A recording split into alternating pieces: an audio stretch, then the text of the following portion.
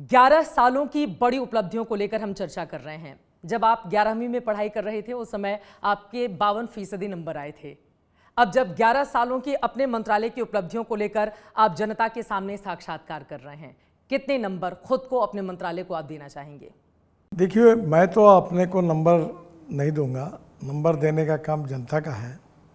आप हिंदुस्तान के किसी भी राज्य में, नॉर्थ ईस्ट का राज्य हो, कश्मीर हो, उत्तराखंड हो, हिमाचल हो, या तमिलनाडु, कर्नाटक, केरल हो, या गुजरात, महाराष्ट्र हो, या अरुणाचल, त्रिपुरा, मेघालय हो, आप कहीं भी जाइए और वहाँ के कॉमन मैन का फीडबैक लीजिए।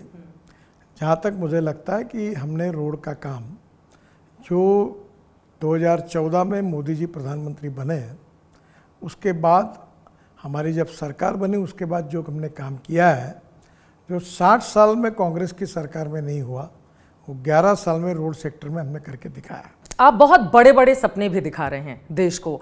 आप तुलना करते हुए कहते हैं कि अमेरिका जैसी रोड अगले 2 साल में हो जाएगी, और आप तुलना करते हुए ये भी कहते हैं कि आगे आने वाले वक्त में बसें चलती हुई आसमान में दिखाई देंगी। ये बड़े बड़े सपने साकार हो पाएंगे क्या? और एक और सवाल, आपने जो प्रयागराज का जिक्र किया, जब आप कहते हैं कि देश की जीडीपी में या उत्तर प्रदेश में कितना बड़ा योगदान रहा, जो लोग गाड़ियां लेकर पहुंचे हुए थे, लेकिन हमने घंटों का 8-8 घंटे का लंबा जाम भी देखा था वहां पर। क्या अगर इतनी बड़े प्रमाण पर होगी तो उतनी कैपेसिटी तो एक प्रयागराज में कुंभ के लिए आई थी, तो संख्या कोई कुंभ के लिए रोड डिज़ाइन नहीं होते ना।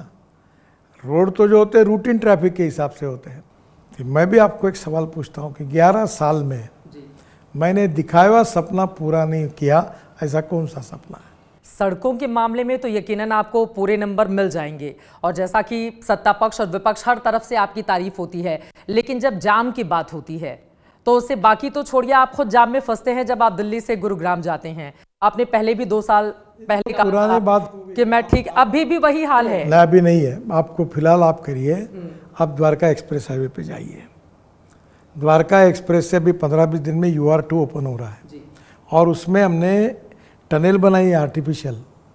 उसके 24 लेन का रोड है वहाँ, एक पिलर पे 4-4 रोड बने हुए पिलर है, पिलर पर, और वसंत विहार को टनल जा रही है, और इधर एयरपोर्ट पर डायरेक्ट आ रही है। अभी वहाँ के आज आप जाके वो टनल देख के आइए। अब परिस्थितियाँ बदल गई, फिर भी रोज संख्या बढ़ रही है। जहाँ तक आप कह रहे ना कि भाई आसमान में उड़ने वाली बस, ये कंसेप्ट ऐसा है कि हम 360 रोपवे, केबल कार, फेनिकुलर रेलवे, इसके प्रपोजल हमारे पास आए, उसमें से 60 पर काम शुरू हुआ है।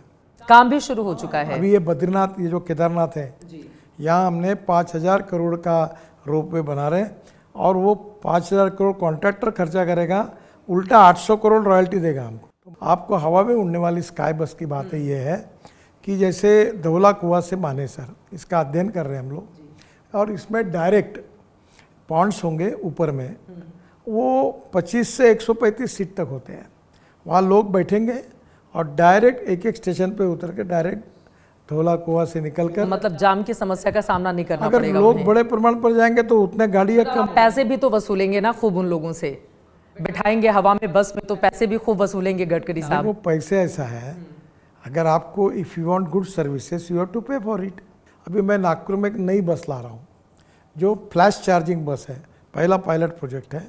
135 सीटर बस है, एक ही बड़ी बस पूरी, और उसमें फ्लैश चार्जिंग यानी चार्जर नीचे आता है, और आधा मिनट में बस चार्ज हो जाती है इलेक्ट्रिक से। अब गडकरी जी नागपुर से आते हैं तो वहां पर सबसे पहले सारे टेस्ट वहीं करवा ले रहे हैं। पायलट प्रोजेक्ट अभी यहाँ भी शुरू करेंगे ना।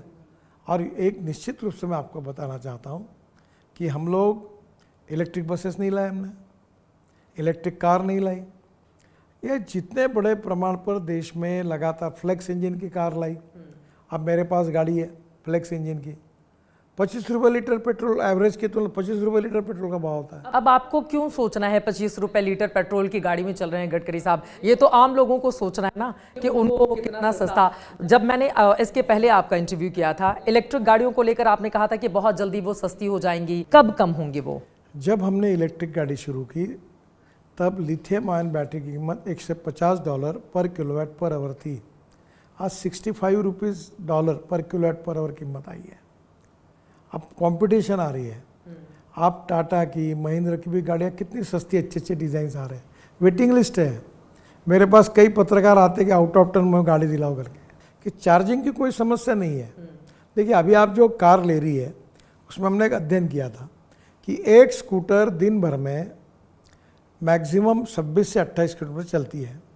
तो अब स्कूटर जो आती है वो एक बार चार्ज की रात को घर में तो 125 किलोमीटर के लिए, तो कहीं बाहर जाने की चार्जिंग की ज़रूरत नहीं। अब कार 300 से 450 किलोमीटर चार्ज होती है, तो आप दिल्ली में कितना भी घूमे तो 80 किलोमीटर घूमती है, तो रात को घर में जाके चार्ज होती है।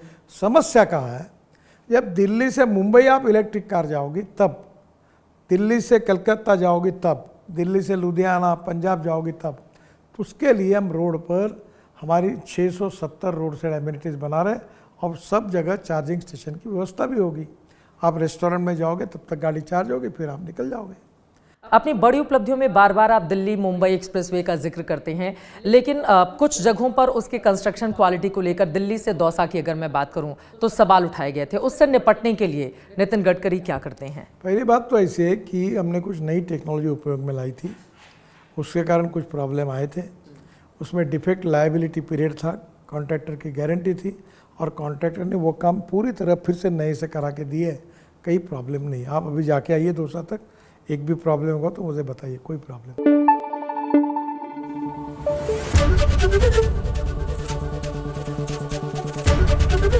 एबीपी न्यूज आपको रखे आगे।